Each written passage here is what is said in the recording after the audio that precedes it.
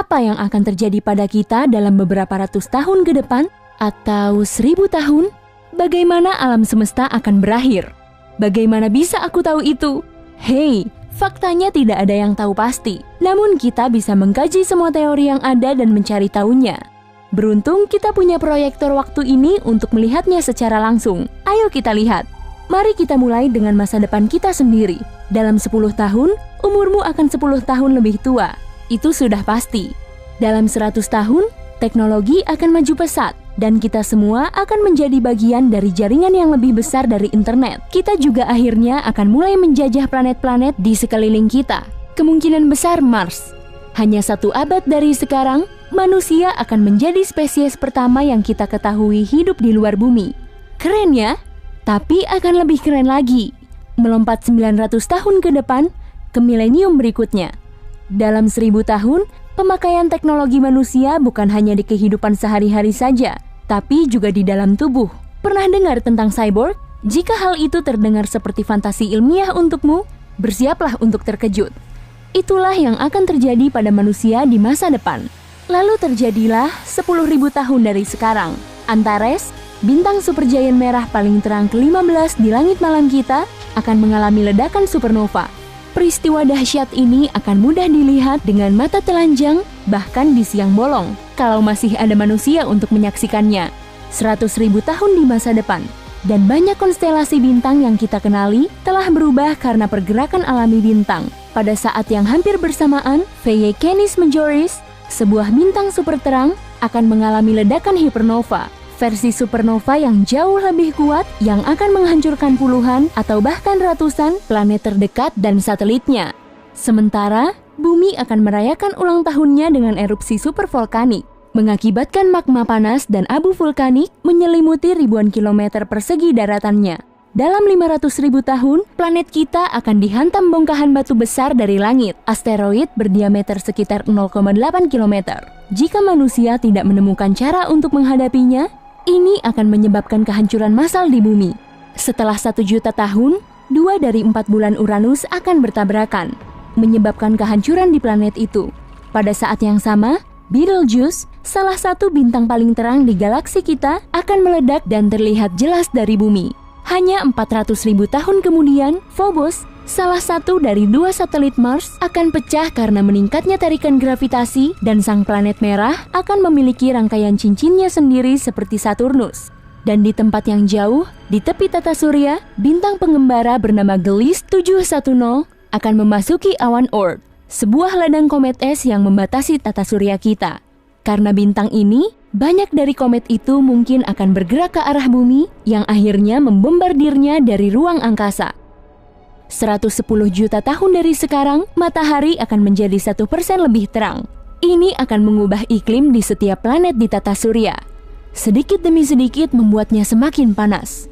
Setelah 2 miliar tahun, terangnya cahaya matahari akan menyebabkan laut di bumi menguap. Akibatnya, hampir semua kehidupan di planet kita akan punah.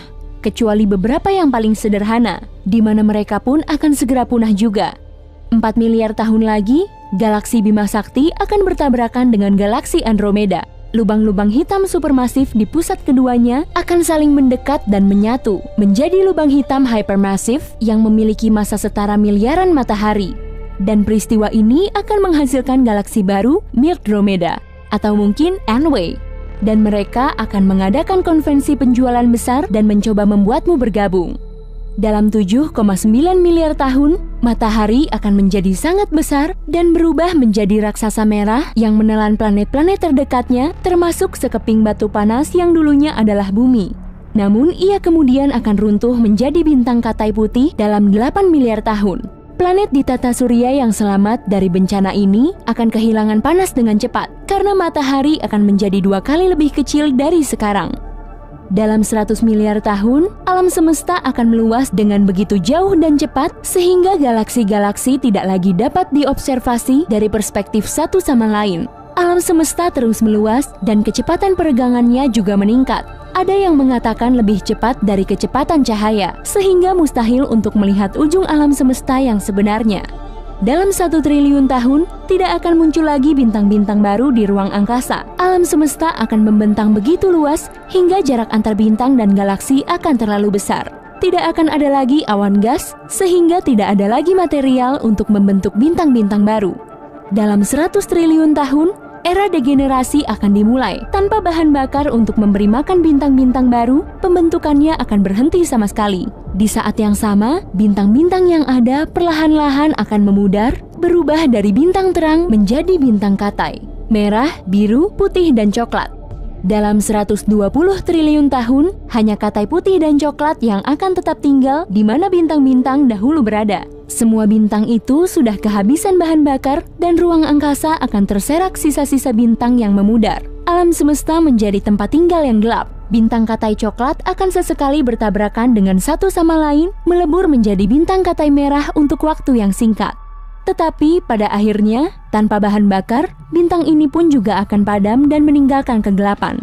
Setelah 1 kuadriliun tahun, semua planet akan terlempar keluar dari orbitnya dan melayang di angkasa luar yang dingin dan gelap. Tidak ada yang bisa hidup di planet-planet ini lagi dan tidak ada yang bisa menyalakan kembali bintang-bintang di ruang angkasa.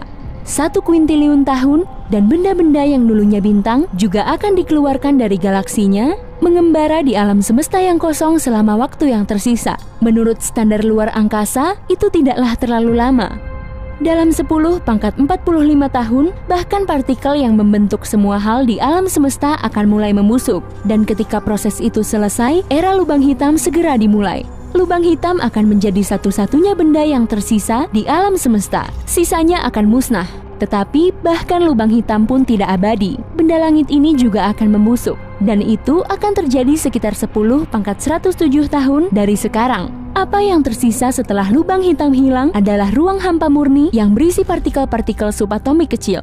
Akan ada samudera kehampaan luas dan tidak dapat dipahami hingga hal-hal kecil itu pun lenyap juga, mengakibatkan alam semesta kosong total. Nah, untuk berkuintiliun-kuintiliun tahun, tidak akan ada apa-apa.